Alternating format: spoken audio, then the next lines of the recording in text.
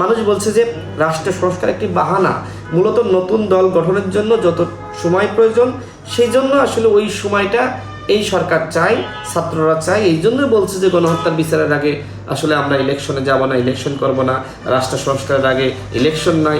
গত 5.5 মাসে কতটুকু রাষ্ট্র সংস্কার হয়েছে? ডক্টর ইউনূস সহ অন্যান্য উপদেষ্টাদের ক্লিয়ার করতে হবে যে এই দল গঠনে আমাদের কোনো সহযোগিতা নাই। দল গঠনে সরকারের কোনো ধরনের হস্তক্ষেপ থাকে বা আশীর্বাদ থাকে তাহলে ওই দল হবে কিংস পার্টি।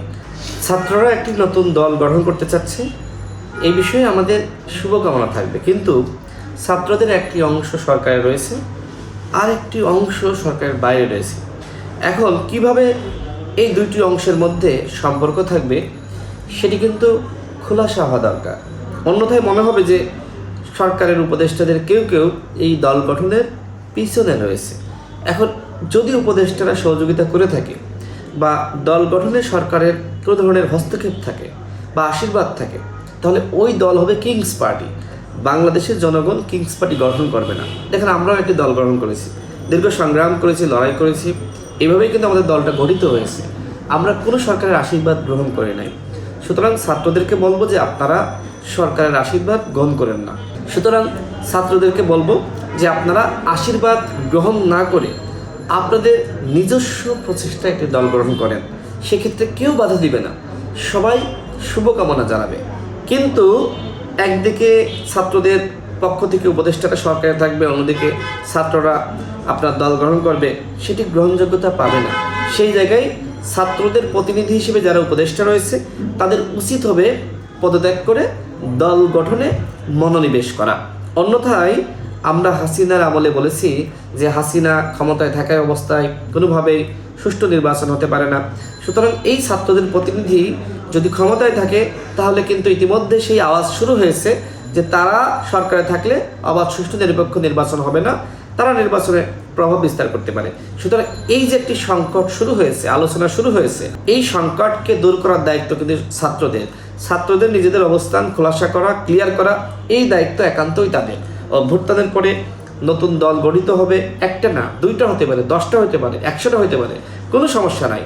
কিন্তু সরকারের পৃষ্ঠপোষকতায় সহযোগিতা নিয়ে, আশীর্বাদ নিয়ে যদি দল গঠিত হয় তাহলে কিন্তু অন্যদের সাথে অন্যায় করা হবে। গণ অভ্যুত্থান কেন হয়েছে? গণ অভ্যুত্থান হয়েছে নতুন একটি দেশ গঠন করার জন্য, এবং যে সমাজে সমতা থাকবে, ন্যায্যতা থাকবে, ন্যায় বিচার থাকবে, সেই সমাজ ব্যবস্থা কায়েম করার জন্য। সুতরাং যদি কাউকে বা কোনো গোষ্ঠীকে এইভাবে সহযোগিতা করা হয় সেটি আসলে অন্যায্য হবে।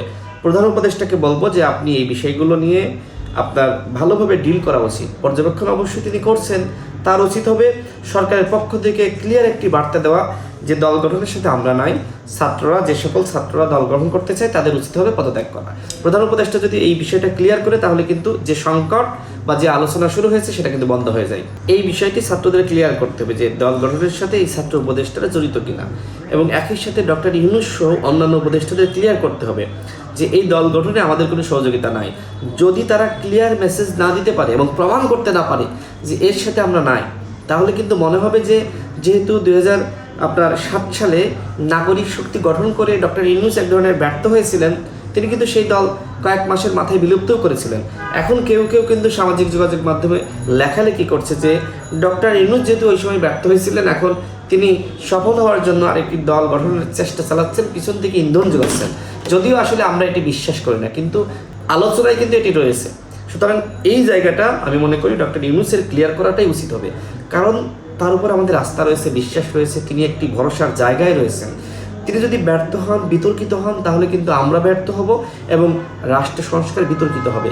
ইতিমধ্যে সামাজিক যোগাযোগ মাধ্যমে কি বলছে মানুষ বলছে যে রাষ্ট্র সংস্কার একটি বাহানা, মূলত নতুন দল গঠনের জন্য যত সময় প্রয়োজন সেই জন্য আসলে ওই সময়টা এই সরকার চায়, ছাত্ররা চায়। এই জন্যই বলছে যে গণহত্যার বিচারের আগে আসলে আমরা ইলেকশনে যাব না, ইলেকশন করব না, রাষ্ট্র সংস্কারের আগে ইলেকশন নাই। গত 5.5 মাসে কতটুকু রাষ্ট্র সংস্কার হয়েছে? রাষ্ট্রের কোনো পরিবর্তন হয়নি, বরং পদে পদে আমরা দেখেছি সরকার ব্যর্থ হয়েছে। এই সরকার আর ব্যর্থ হোক আমরা চাই না। সরকারকে বলবো দলগুলোকে নিয়ে বসেন, প্রধান উপদেষ্টাকে বলবো একটি জাতীয় সংলাপ আয়োজন করেন এবং সেখানেই আসলে আপনারা নির্বাচনের রোডম্যাপ বলেন বা আপনাদের পরিকল্পনা বলেন সেটি আপনারা প্রকাশ করেন। এটি কল্যাণকর হবে। অন্যথায় দলগুলো যদি আপনাদের সহযোগিতা করা বন্ধ করে দেয়, আপনারা একদিনও ক্ষমতায় থাকতে পারবেন না।